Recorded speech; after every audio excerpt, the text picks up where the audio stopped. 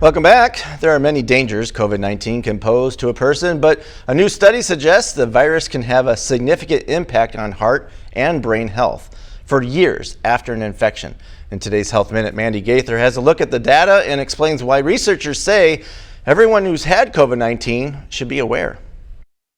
In 2020, before vaccines were available, people who caught COVID-19 had twice the risk of a major cardiovascular problem like heart attack or stroke as those who didn't test positive, according to a new study. What was also surprising is that the extent of that risk did not show any sign of diminishing or attenuation with time. Dr. Stanley Hazen with Cleveland Clinic is co-senior study author. He says those risks and medical records studied stayed up to 3 years after infection, and those who had been hospitalized with severe illness from the virus were at even greater risk for heart problems.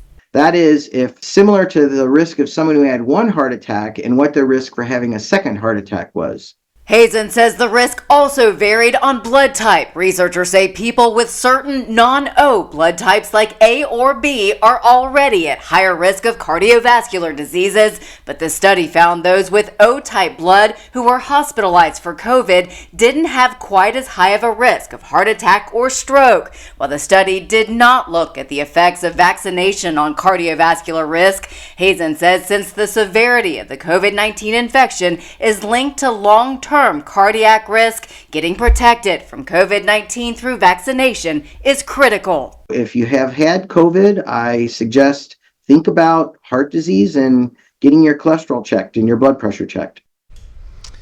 Dr. Hazen says the researchers only studied older adults, but he says there's a reason to believe they'd see the same results in younger people who have a history of COVID-19.